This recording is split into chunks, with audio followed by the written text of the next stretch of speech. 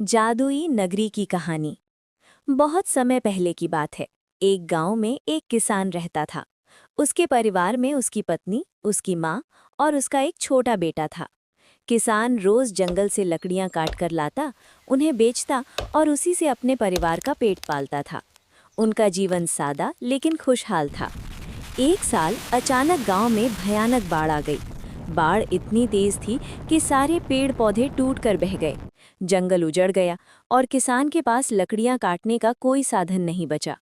धीरे धीरे घर में खाने को भी कुछ नहीं रहा। परिवार भूख से परेशान रहने लगा।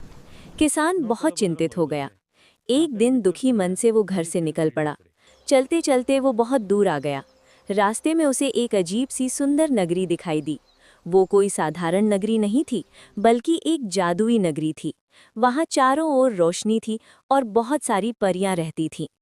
थकान के कारण किसान वहीं बैठ गया।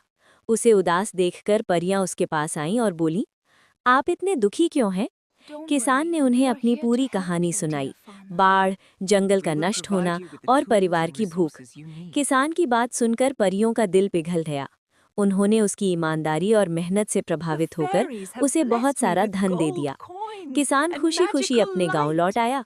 उस धन से उसने अपने परिवार की मदद की, खेती शुरू की और फिर से खुशहाल जीवन जीने लगा। अब उसका परिवार कभी भूखा नहीं रहा। कहानी की सीख। जादुई नगरी की कहानी। बहुत समय पहले की बात है। एक गांव में एक किसान रहता था। उसके परिवार में उसकी पत्नी, उसकी माँ और उसका एक छोटा बेटा था। किसान रोज जंगल से लकड़ियां काट कर लाता, उन्हें बेचता और उसी से अपने परिवार का पेट पालता था।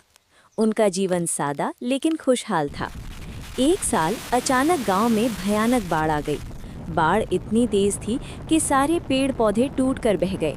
जंगल उजड़ गया और किसान के पास लकड़ियां काटने का कोई साधन नहीं बचा। धीरे धीरे घर में खाने को भी कुछ नहीं रहा। परिवार भूख से परेशान रहने लगा। किसान बहुत चिंतित हो गया। एक दिन दुखी मन से वो घर से निकल पड़ा। चलते चलते वो बहुत दूर आ गया। रास्ते में उसे एक अजीब सी सुंदर नगरी दिखाई दी। वो कोई साधारण नगरी नहीं थी, बल्कि एक जादुई नगरी थी। वहाँ चारों ओर रोशनी थी और बहुत सारी परियां रहती थीं। थकान के कारण किसान वहीं बैठ गया। उसे उदास देखकर परियां उसके पास आईं और बोली, आप इतने दुखी क्यों हैं? किसान ने उन्हें अपनी पूरी कहानी सुनाई।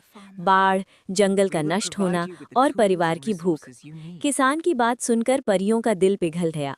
उन्होंने उसकी ईमानदारी और मेहनत से प्रभावित होकर उसे बहुत सारा धन दे दिया। किसान खुशी खुशी अपने गांव लौट आया।